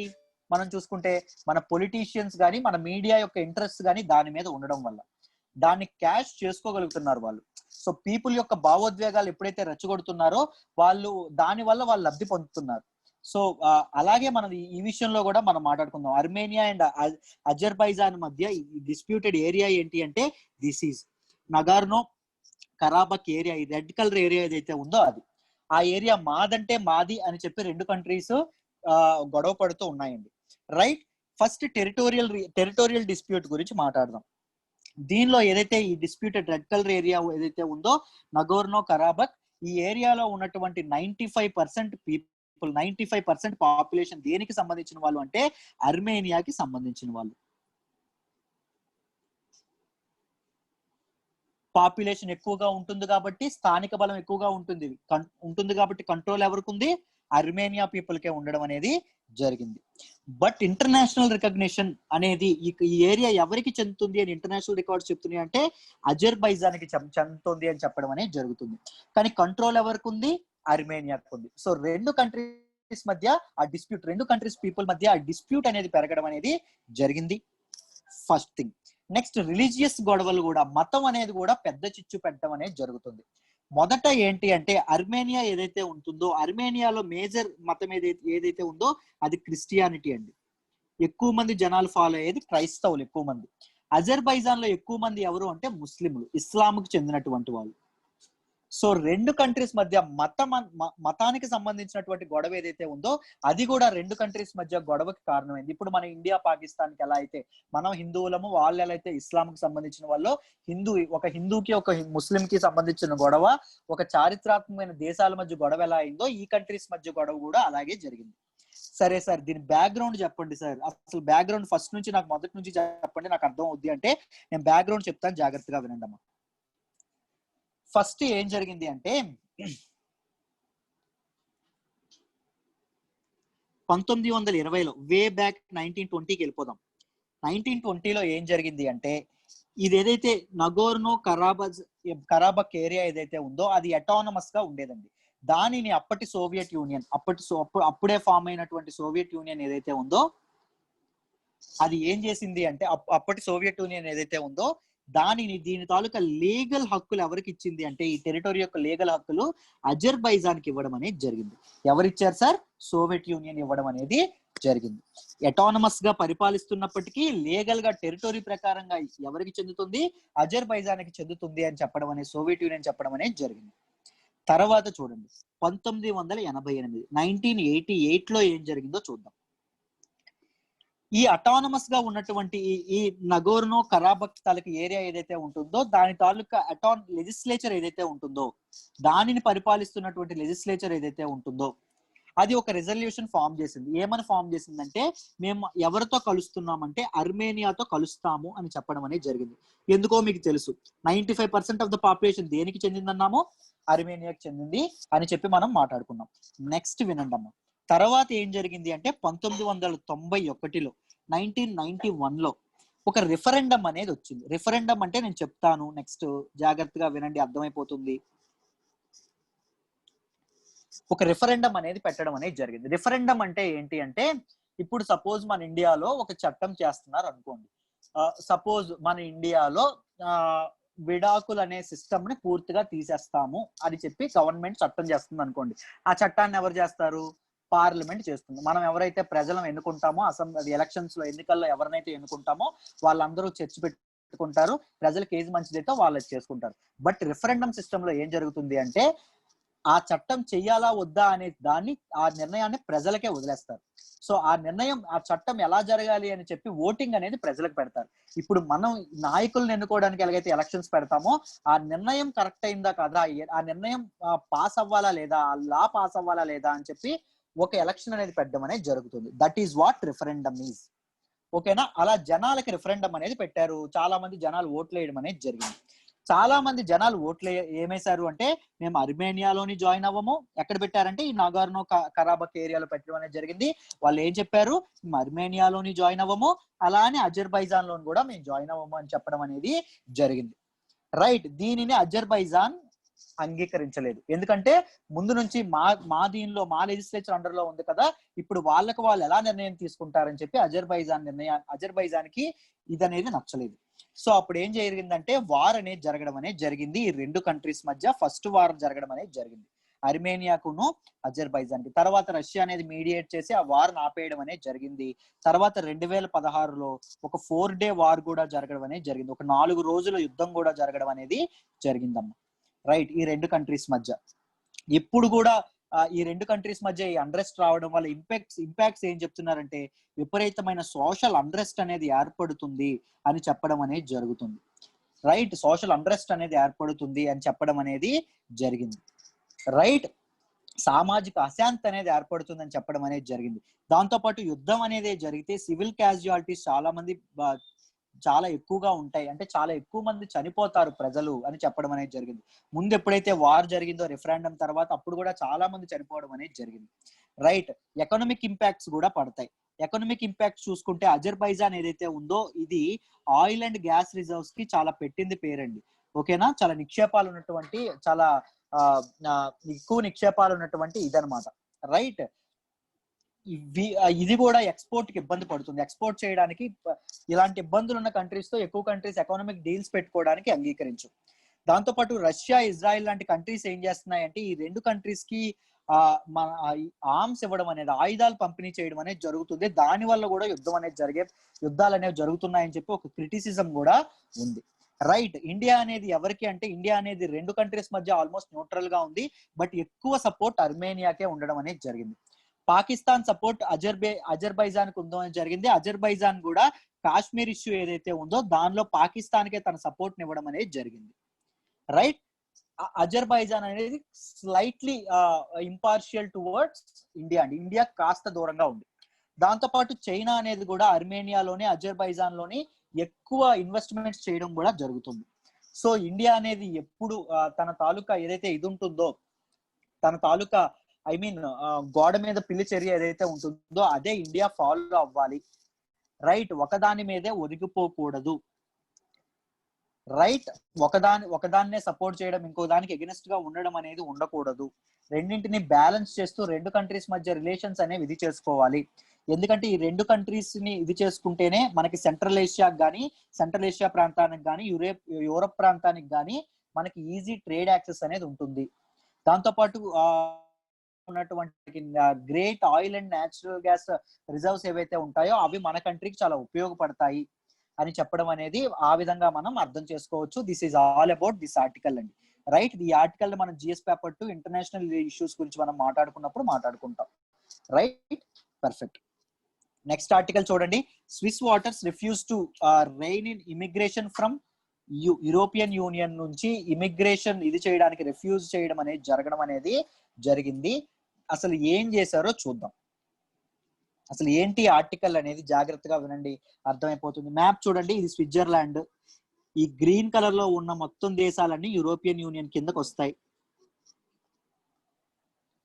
రైట్. జాగ్రత్తగా వినండి అమ్మ.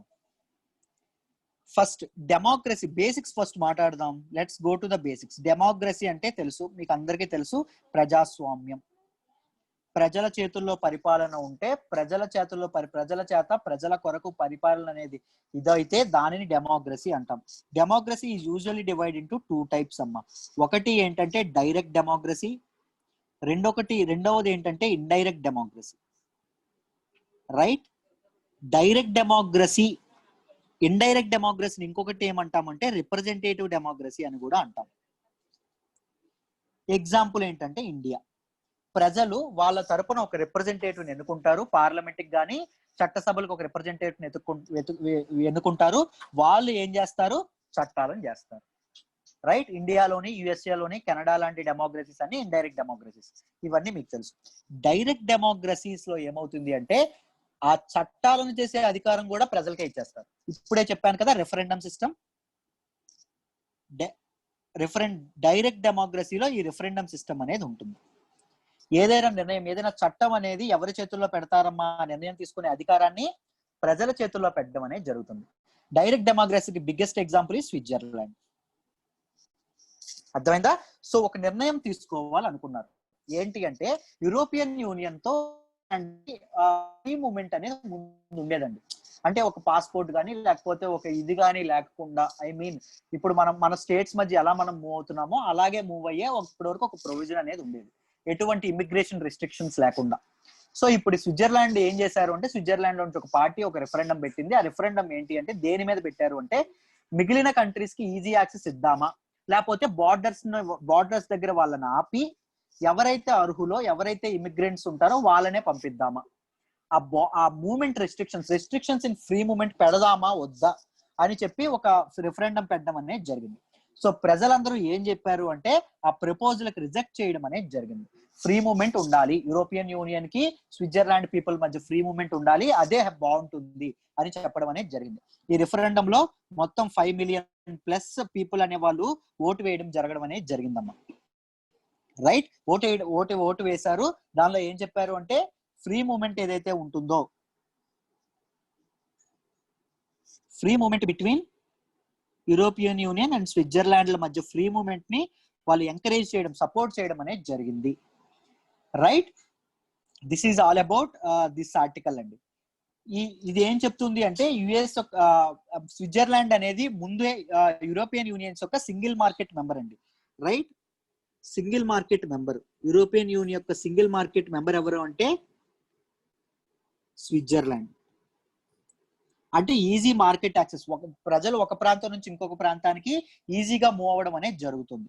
స్విట్జర్లాండ్ నుంచి యూరోపియన్ యూనియన్ లో ఉన్నటువంటి 27 కంట్రీస్ కి, ఈ 27 కంట్రీస్ నుంచి స్విట్జర్లాండ్ కి ఈజీ మూవ్మెంట్ అనేది ఉంటది. సో బట్ ఒకవేళ ప్రపోజల్ అనేది రిజెక్ట్ చేయకుండా పీపుల్ అనే వాళ్ళు లేదు ఈజీ మూవ్మెంట్ ఉండకూడదు అంటే అలా జరిగేది. రైట్, ఈ ఫ్రీ మూవ్మెంట్ ని వాళ్ళు క్యాన్సిల్ చేయడం అనేది, సింగిల్ మార్కెట్ మెంబర్షిప్ ని వాళ్ళు క్యాన్సిల్ చేయడం అనేది జరిగేది. రైట్, ఇలాంటి సమయంలో, ఇలాంటి COVID-19 సమయంలో స్విట్జర్లాండ్ కి యూరోపియన్ యూనియన్ కి మధ్య ఇది అనేది చాలా అవసరం అమ్మా. యూరోపియన్ యూనియన్ కి మధ్య ఇది అవ్వడం అనేది, రిలేషన్స్ ఉండడం అనేది చాలా అవసరం. ఒకవేళ ప్రజలు అనే వాళ్ళు యూరోపియన్ యూనియన్ కి దానికి రిలేషన్స్ ఉండకూడదు అని ఆలోచిస్తే మాత్రం చాలా తప్పు అయ్యేది. పీపుల్ అనే వాళ్ళు నిజంగా చాలా మంచి డెసిషన్ తీసుకున్నారు. అఫ్ కోర్స్ అలా జరగడం వల్ల స్విట్జర్లాండ్ లో ఉన్న పీపుల్స్ కి జాబ్స్ లో కానీ లేకపోతే ఎకనామిక్ ఇంక్లూజన్ కానీ చాలా ఎక్కువగా ఉంటుంది. ఎందుకంటే యూరోపియన్ యూనియన్ పీపుల్ వర్క్ కోసం రాలేకుండా ఉంటది కాబట్టి, కొన్ని కర్బ్స్ ఉంటాయి కాబట్టి. బట్ పీపుల్ అనే వాళ్ళు మాకు రిలేషన్సే ఇంపార్టెంట్ అని చెప్పి మంచి నిర్ణయం తీసుకోవడం అనేది జరిగింది. Right, this is all about this article. I hope you understand this article.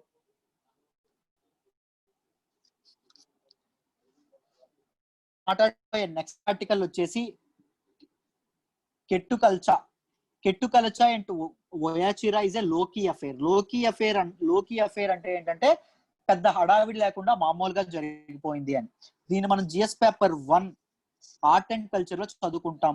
Important, వీటి గురించి చదువుకోవడం అనేది చాలా ఇంపార్టెంట్. జాగ్రత్తగా వినండి. రైట్, ఇది ఎక్కడ చేస్తారు అంటే కేరళలో చేయడం అనేది జరుగుతుందండి.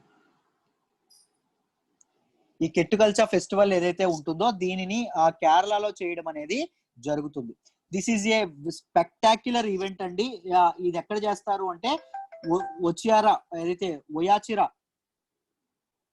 వయాచిరా టెంపుల్ ఇన్ కొల్లం, వయాచిరా పరబ్రహ్మ టెంపుల్, ఈ టెంపుల్లో చేయడం అనేది జరుగుతుంది. అది ఎక్కడ ఉంటుందంటే కొల్లం కేరళలో ఉండడం అనేది జరుగుతుందండి. Right, this is a biggest bull effigies in Asia అండి. రైట్, బుల్స్ ఏవైతే ఉంటాయో వాటిని ఎక్కువ మొత్తంలో దీనికి హాజరవ్వడం అనేది జరిగింది. ఎందుకంటే బుల్స్ ని ఏం చూస్తారంటే మహాశివుని యొక్క వాహనం ఏదైతే ఉంటుందో, వెహికల్ ఏదైతే ఉంటుందో నంది రూపంలో కొలవడం అనేది జరుగుతుంది. రైట్, దీన్ని వానం ఫెస్టివల్ లో భాగంగా జరుగుతుంటారు. వానం అంటే తెలుసు మీకు, పోస్ట్ హార్వెస్ట్ ఫెస్టివల్ వానం. వానం ఫెస్టివల్ లో భాగంగా ఈ కెట్టుకల్చాని సెలబ్రేట్ చేసుకోవడం అనేది జరుగుతుంది. బిగ్ ఎఫిగిస్ ఇన్ ఏషియా అండి, బిగ్గెస్ట్ బుల్ ఎఫిగిస్ ఇన్ ఫీచర్ చేయడం, ఈ ఫెస్టివల్ ఫీచర్ చేయడం అనేది జరుగుతుంది.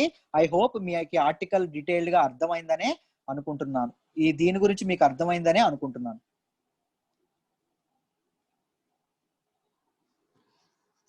రైట్, బిగ్గెస్ట్ బుల్ స్కల్ప్చర్ ని పెడతారు, నందిని పెట్టడం అనేది జరుగుతుంది. నందిని పెట్టి ఇది చేయడం అనేది జరుగుతుంది, అంటే బొమ్మలాగా స్కల్ప్చర్ లాగా పెట్టడం అనేది జరుగుతుంది.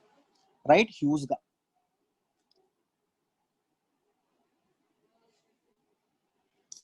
ఆ నందిని పూజించడం అనేది జరుగుతుంది ఈ ఫెస్టివల్ లో భాగంగా.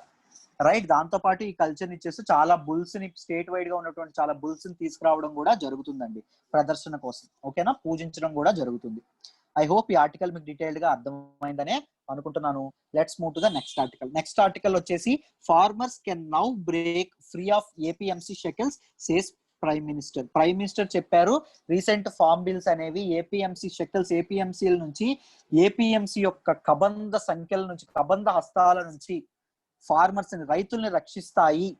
రైట్, ఏంటి రక్షిస్తాయి? ఈ 3 ఫార్మ్ బిల్స్ అనేవి, రీసెంట్ గా తెచ్చిన 3 ఫార్మ్ బిల్స్ రక్షిస్తాయని చెప్పడం అనేది జరిగింది. రైట్, ఈ ఆర్టికల్లో డిస్కస్ చేసినట్టు in the contest of this article ఆ 3 ఫార్మ్ బిల్స్ గురించి మనం డీటెయిల్డ్ గా మాట్లాడదాం. వినండి జాగ్రత్తగా. ఆ 3 అగ్రీ బిల్స్ గురించి డీటెయిల్డ్ గా మాట్లాడదాం. న్యూస్ లోకి వచ్చినవి. What are those 3 agri bills అంటే the farmers produce and commerce bill 2020, the farmers empowerment and protection agreement of price assurance and farmer service bill 2020, the essential commodities bill 2020 అమ్మ. ఈ 3 bills అనేవి recent గా దీనిలోకి రావడం అనేది జరిగింది. రైట్, రీసెంట్ గా దీనిలోకి రావడం అనేది జరిగింది, న్యూస్ లోకి రావడం అనేది జరిగింది. దానిలో భాగంగా the farmers produce trade and commerce bill ఏదైతే ఉందో దాని గురించి ఫస్ట్ డీటెయిల్ గా డిస్కస్ చేద్దాం. చూడండి, రైట్, దీని ద్వారా ఏం జరుగుతుందంటే farmers produce trade and commerce bill ద్వారా ఇప్పటి వరకు ఎలా ఉండేదంటే రైతులు తమ పండించిన పంటని ఏపీఎంసీ మార్కెట్లలో agricultural produce marketing committees they run under state governments, mandis అంటారు వీటిలో అమ్ముకోవడం అనేది జరిగేది. కానీ ఇప్పుడు ఏం చెప్పారంటే ఏపీఎంసీ మార్కెట్లోనే అమ్మాలని లేదు, ఎక్కడైనా అమ్ముకోవచ్చు. ఇంట్రాస్టేట్ మార్కెటింగ్ అనే దాన్ని ప్రమోట్ చేయడానికి చేశారండి. అంటే నేను ఇప్పుడు సపోజ్ నేను ఇక్కడ వెస్ట్ గోదావరిలో పండించినది నేను విజయవాడలో అమ్ముకోవచ్చు ఇంట్రాస్టేట్. దాంతో పాటు నేను ఇక్కడ ఆంధ్రప్రదేశ్ లో పండించింది నేను బీహార్ లో కూడా అమ్ముకోవచ్చు, ఢిల్లీలో కూడా అమ్ముకోవచ్చు. అలాంటి ఒక సిస్టమ్ అనేది తీసుకురావడం అనేది జరిగింది. It is aimed at facilitating remunerative prices through competitive alternative trading channels. ఒక్క ఏపీఎంసీస్ లోనే అమ్మడం వల్ల తక్కువ మంది బయర్స్ ఉంటున్నారు, సో డబ్బులు అనేవి ఫార్మర్స్ కి రావాల్సినంత రావట్లేదు. రెమ్యునరేటివ్ ప్రైసెస్ ఎప్పుడు వస్తాయంటే ఎక్కువ ట్రేడింగ్ ఛానల్స్ ఉంటే వస్తాయి, ఎక్కువ కాంపిటీషన్ ఉంటే వస్తుంది అని చెప్పడం అనేది జరిగింది. దాంతో పాటు ఏపీఎంసీస్ లో అమ్మేటప్పుడు ఫార్మర్స్ కొంత ట్యాక్స్ అనేది కట్టడం అనేది జరిగింది. బట్ ఇప్పుడు దీనివల్ల ఏం జరుగుతుందంటే ఎక్స్ట్రా ట్యాక్స్ అనేది, అడిషనల్ ట్యాక్స్ అనేది ఫార్మర్స్ కట్టనక్కర్లేదు అని చెప్పడం కూడా జరిగిందమ్మా. రైట్, మరి బాగుంది కదా సార్, ఎందుకు అపోజిషన్ వచ్చిందో చూద్దాం. స్టేట్ గవర్నమెంట్ రన్ చేస్తున్న మండీస్ ఏవైతే ఉంటాయో మండీస్ యొక్క ఫీజు కోల్పోవడం, మండీస్ యొక్క ఫీజు అనేది ఇకపై ఉండకపోవడం వల్ల స్టేట్ గవర్నమెంట్స్ తమ రెవెన్యూను కోల్పోతాయి, తమ ఆదాయాన్ని కోల్పోవడం అనేది జరుగుతుంది అని చెప్పడం అనేది జరుగుతుంది. కమిషన్ ఏజెంట్స్ కూడా ఇప్పటి వరకు ఉన్న కమిషన్ ఏజెంట్స్ కూడా తమ లైవ్లీహుడ్, తమ జీవనాధారాలను కోల్పోవడం అనేది జరుగుతుంది అని చెప్పడం కూడా జరిగింది. దాంతో పాటు ఏపీఎంసీస్ ఏం చేస్తాయంటే ఒక మినిమం సపోర్ట్ ప్రైస్ కి, ఒక కనీస మద్దతు ధరకి ఫార్మర్స్ దగ్గర, రైతుల దగ్గర నుంచి పంటను కొనుగోలు చేయడం అనేది జరుగుతుంది. ఎంఎస్పీ సిస్టమ్ అనేది పోతే రైతులు అనేవాళ్ళు డైరెక్ట్ గా కార్పొరేట్స్ తో ట్రేడింగ్ ఇదనేది జరిగితే, ట్రేడ్ రిలేషన్స్ అనేవి పెట్టుకుంటే, రైట్, బలవంతులైనటువంటి కార్పొరేట్స్ ఎవరైతే ఉంటారో బలహీనలైనటువంటి రైతులను ఇబ్బంది పెడతారు. రైట్, బార్గెన్ సిస్టమ్ లో రైతులు మోసపోతారు. ఈ ఎంఎస్పీ సిస్టమ్ అనేది లేకపోతే రైతులకి సరైన వాళ్ళ పంటను అమ్ముకోవడానికి సరైన ఇది ఉండదు, ప్రొక్యూర్ సిస్టమ్ అనేది ఉండదు. దాంతో పాటు ఎంఎస్పీ సిస్టమ్ అనేది లేకపోతే పబ్లిక్ డిస్ట్రిబ్యూషన్ సిస్టమ్ కూడా ఆగిపోతుంది. ఏదైతే పంచదార కార్డులు కానీ లేకపోతే రేషన్ కార్డుల సిస్టమ్ అది కూడా ఆగిపోయే ప్రమాదం ఉంది. రైట్, దాని వల్ల జనాలు చాలా నష్టపోతారు అని చెప్పడం అనేది జరిగింది. ఏ బిల్లో కూడా ఎంఎస్పీని తీసేస్తామని చెప్పి గవర్నమెంట్ చెప్పలేదు. బట్ రైతులు అనేవాళ్ళు దానికి భయానికి అనేవాళ్ళు ఇది అవుతున్నారు. దాంతో పాటు ప్రెజెంట్ ఉన్న దీనిలో కూడా ప్రొవిజన్స్ లో కూడా ఓన్లీ ఏపీఎంసీస్ లోనే మ్యాండేటరీగా అమ్మాలి అని చెప్పి రైతులకు ఉండేది కాదండి. ఇప్పుడు కూడా రైతులు బీహార్ లో తీసుకెళ్లి అమ్మితే దాన్ని ఎవరైనా పోలీసులను పెట్టి కానీ లేకపోతే ఇవన్నీ పెట్టి ఆపుతారా? రైతులకు ఆ ఫ్రీడమ్ ఇప్పుడు ఉండేది, అప్పుడు ఉండేది, ఎప్పటికీ ఉండేది. దీనిలో కొత్త ప్రొవిజన్ తెచ్చిన ఇదంటూ ఏమీ లేదు. రైట్, కొత్త ప్రొవిజన్ అనేది ఏమీ లేదు. రైట్, ఎంఎస్పీ ప్రొక్యూర్ సిస్టమ్ అనేది కొత్త ప్రొవిజన్ అనేది స్పెషల్ గా తెచ్చిన సిస్టమ్ అనేది బలవంతంగా అందులోనే అమ్మించాలనే సిస్టమ్ అనేది కూడా ఏం లేదు. రైట్, ఇది కూడా ఒక ఇదవుతుంది అని చెప్పడం అనేది జరుగుతుంది.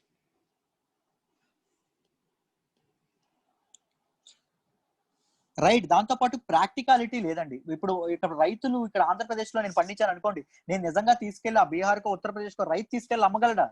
రైతు దగ్గర నుంచి కార్పొరేట్ వాళ్ళు కానీ ఈ మధ్యలో ఉన్నటువంటి దళారులు ఎవరైతే ఉంటారో బ్రోకర్స్, వాళ్ళు తీసుకెళ్లి అమ్ముతారు. సో ఫైనల్ గా లాభపడేది బ్రోకర్స్, మిడిల్ మెన్సే తప్ప రైతుకి మాత్రం లాభం చేకూరదు అని దీని అపోజిషన్ ఉండడం అనేది జరిగింది. Next, the farmers empowerment and protection agreement of price assurance and farm services bill. దీని ప్రకారంగా ఏం జరుగుతుంది అంటే రైతులు అనే వాళ్ళు ఒక కాంట్రాక్ట్ చేసుకుంటారు. ఎవరితో అంటే అగ్రికల్చర్ బిజినెస్ ఫార్మ్స్ ఏవైతే ఉంటాయో వాళ్ళతో ఒక కాంట్రాక్ట్ చేసుకుంటారు. దేని మీద అంటే ఫ్యూచర్ ఫార్మింగ్ ప్రొడ్యూస్, అంటే పంట వేయక ముందే, ఉడుపులు జరగక ముందే, రైట్, నాట్లు వేయక ముందే ఏం చేస్తారంటే మీరు నాకు ఎంతైతే పండుతుందో పంట, ఆ పంటని మీకు ఇచ్చేస్తా, మీరు ఎక్కడైనా అమ్ముకోండి. రైట్. నాకు ముందే ఎంత డబ్బు ఇవ్వండి. ఒక pre agreement, pre price agreement అనేది ఒకటి చేసుకుంటారు, ప్రీ అప్రూవల్ అగ్రిమెంట్ అనేది ఒకటి చేసుకుంటారు ప్రీ అగ్రీడ్ ప్రైస్ తో. ఆ అగ్రిమెంట్ ద్వారా అగ్రికల్చర్ బిజినెస్ ఫార్మ్స్ ఏవైతే ఉంటాయో అవి రైతులకు ముందుగానే డబ్బు ఇవ్వడం అనేది జరుగుతుంది. రైతులు పండించిన పంట జరుగుతుంది. వాటిని ఎంత రేటు అమ్ముకుంటారు ఆ కాంట్రాక్ట్ వాళ్ళు, లేకపోతే ఏం చేస్తారనేది అనవసరం. రైతుకు ముందుగానే డబ్బు ఉండడం అనేది జరుగుతుంది. సో విత్తనాల కోసం కానీ ఎరువుల కోసం కానీ రైతు ఇదవ్వకుండా రైతు ఆత్మహత్యలు అనేవి తగ్గుతాయి అని చెప్పి గవర్నమెంట్ వాదించడం అనేది జరుగుతుంది. దీని ద్వారా బెనిఫిట్స్ ఏం జరుగుతుందంటే మార్కెట్ రిస్క్ అన్ప్రెడిక్టబిలిటీ ఏదైతే ఉంటుందో, దాని తాలూకు ప్రభావం ఫార్మర్స్ నుంచి స్పాన్సర్స్ ఎవరైతే ఉంటారో, కాంట్రాక్ట్స్ చేసే వాళ్ళు ఎవరైతే ఉంటారో వాళ్ళ మీద పడుతుందని చెప్పడం జరిగింది. దాంతోపాటు కాస్ట్ ఆఫ్ మార్కెటింగ్ కూడా రైతుకు తగ్గుతుంది. ఎందుకంటే అమ్మేది ఎవరమ్మా అంటే స్పాన్సర్స్, అగ్రికల్చర్ బిజినెస్ వాళ్ళు కదా. ఆ ఖర్చు కూడా రైతుకు తగ్గుతుంది. సో రైతు చేతిలో ఎక్కువ డబ్బులు మిగులుతాయని చెప్పడం కూడా జరుగుతుంది. మరి అపోజిషన్ ఎందుకు ఉంది సార్ అంటే ఇది బిగ్ కార్పొరేట్స్ కి చాలా హెల్ప్ చేస్తుంది అని చెప్పడం అనేది జరిగింది. ఎందుకంటే ముందుగానే నెగోషియేషన్ అనేది ఫార్మర్స్ కి దాంతో పాటు అగ్రికల్చర్ బిజినెస్ పీపుల్ యొక్క మధ్యనటువంటి ఆ బేరసారాలు ఏవైతే జరుగుతాయో దానిలో నెగ్గేది లాస్ట్ కి కార్పొరేట్సే గానీ ఫార్మర్స్ కాదు. ఫార్మర్స్ నిజంగా బలహీనులు. వీళ్ళని మోసం చేసి తక్కువకి వీళ్ళ దగ్గర నుంచి పంటను కొనుక్కొని ఈ కార్పొరేట్స్ ఎక్కువకు అమ్ముతారు అనే ఇది కూడా కార్పొరేట్స్ కి లాభపరచడానికి ఈ బిల్ తీసుకొచ్చారు అని అపోజిషన్ చెప్పడం కూడా జరిగింది. మూడవది ఏంటి అంటే the essential commodities amendment bill 2020. దీనిలో భాగంగా ఏం చేశారు అంటే సీరియల్స్, పల్సెస్, ఆయిల్ సీడ్స్ లాంటివి ఎసెన్షియల్ కమోడిటీస్ లిస్ట్ నుంచి నిత్యావసర వస్తువుల లిస్ట్ ఏదైతే ఉంటుందో దాని నుంచి తీసేయడం జరిగింది. దాంతో పాటు స్టాక్ హోల్డింగ్ లిమిట్స్ అనేవి తీసేశారండి. స్టాక్ హోల్డింగ్ లిమిట్స్ తీసేయడం అంటే ఏంటంటే ఒకప్పుడు ఎలా ఉండేదంటే రైతులు అనేవాళ్ళు కొంతవరకే స్టాక్ గా పెట్టుకోవాలి. రైతులు కానీ దళారులు కానీ కొంతవరకే వాళ్ళ గొడౌన్స్ లో స్టాక్స్ పెట్టుకోవాలి, ఎక్కువ పెట్టుకోకూడదు. ఎందుకంటే దీని ద్వారా కృత్రిమ కొరత అనేది సృష్టించే అవకాశం ఉంది. ఆర్టిఫిషియల్ స్కేర్సిటీ లేదా డెఫిసిట్ అంటారు. దీన్ని మార్కెట్ లో సృష్టించి ఏం చేస్తారంటే ఎక్కువ ప్రైసెస్ ఏవైతే నిత్యావసర ధరలు ఉంటాయో వాటి తాలూకా ప్రైసెస్ ని పెంచడం, ధరలు పెంచడం అనేది జరుగుతుంది. రైట్. సప్లై తక్కువ ఉంది అని చెప్పి ఒక మాయ చేస్తారు. అసలు లేదు, ఏవి లేవు అని చెప్పి ఒక మాయ చేసి జనాల దగ్గర ఎక్కువ డబ్బులు వసూలు చేసే ప్రమాదం ఉంది. మీరు రీసెంట్ గా వినాయక చవితి కానీ దసరా కానీ ముందు చూస్తే మనకి కొబ్బరికాయల రేట్లు, అరటిపళ్ళ రేట్లు పెరిగిపోతాయి. సప్లై ఉంటది, నిజంగా వాటి తాలూకు ఇది ఉంటుంది, బట్ కృత్రిమ కొరత అనేది ఒకటి సృష్టించి అవన్నీ చేయడం అనేది జరుగుతుంది. రైట్. అలాంటిదే జరుగుతుంది దీని వల్ల అని చెప్పడం అనేది జరిగింది. Right. Big companies will have the freedom to stock commodities. మీకు ఆలోచిస్తే రైతులకి ఏవైతే వాళ్ళ పంటని స్టాక్ చేసే శక్తి ఉండదు. గోడౌన్స్ కానీ లేకపోతే కోల్డ్ స్టోరేజెస్ కానీ వాళ్ళు మెయింటైన్ చేసే శక్తి వాళ్ళకు ఉండదు. వాటిని ఎవరు మెయింటైన్ చేయగలరంటే బిగ్ కార్పొరేట్స్ మెయింటైన్ చేయగలరు. సో ఈ బిగ్ కార్పొరేట్స్ ఏం చేస్తారంటే ఈ కమోడిటీస్ ని స్టాక్ చేసి ఆర్టిఫిషియల్ స్కేర్సిటీని పెంచొచ్చు, దాంతోపాటు వస్తువుల ధరలను పెంచే అవకాశం ఉంది అని చెప్పడం కూడా జరిగిందండి. బట్ ప్రైమ్ మినిస్టర్ రీసెంట్ ఆర్టికల్లో ఏం చెప్పారు అంటే మీకు ఫార్మర్స్ ఏ భయాందోళనలో పడక్కర్లేదు, ఎంఎస్పి సిస్టమ్ అనేది మినిమం సపోర్ట్ ప్రైస్, కనీస మద్దతు ధర సిస్టమ్ అనేది ఎప్పటికీ ఉంటుంది. అగ్రికల్చర్ లో ఉన్నటువంటి వ్యవసాయ మార్కెటింగ్ లో ఉన్నటువంటి మేజర్ రిఫార్మ్స్ ఎప్పటి నుంచో ఏజ్ ఓల్డ్ రిఫార్మ్స్ కోసం ఎదురు చూస్తున్నారు అందరూ. ఆ రిఫార్మ్సే ఇవి, మేము తీసుకొచ్చిన రిఫార్మ్సే ఇవి. చారిత్రాత్మకమైన నిర్ణయాలు తీసుకొచ్చాం, చారిత్రాత్మకమైన మార్పులు చేశాం వ్యవసాయ అగ్రికల్చర్ సెక్టర్ లో. సో దీన్ని అందరూ ఆహ్వానించాలి. పొలిటికల్ పార్టీస్ మిమ్మల్ని మిస్గైడ్ చేస్తున్నారు, అపోజిషన్ పార్టీస్ మిమ్మల్ని మిస్గైడ్ చేస్తున్నాయి అని చెప్పి ప్రైమ్ మినిస్టర్ చెప్పడం అనేది జరిగిందమ్మా. Right. This is all about this article. ఈ ఆర్టికల్ మీకు డీటెయిల్డ్ గా అర్థమైందనే అనుకుంటున్నాను. Right. This is today's Hindu analysis అమ్మా. ఇంత డీటెయిల్డ్ గా మీకు ప్రతిరోజు చెప్తున్నాము. మీకు ఎడిటోరియల్, మీకు హిందూ అనాలిసిస్ నచ్చినట్టయితే లైక్ చేయండి, కామెంట్ చేయండి ఎలా ఉందో. దాంతో పాటు మీ ఒపీనియన్స్ కామెంట్ చేసి షేర్ చేయండి, సబ్స్క్రైబ్ చేసుకోండి ఛానల్ ని. చాలా ప్రతిరోజు పెట్టడం అనేది జరుగుతుంది. Right. Every day complete Hindu paper analysis పెట్టడం అనేది, హిందూ పేపర్ ఆర్టికల్స్ పెట్టడం అనేది జరుగుతుంది. డీటెయిల్డ్ గా చెప్పడం అనేది జరుగుతుంది. Right. Thank you so much. Let's call it a day then, Amma. Bye.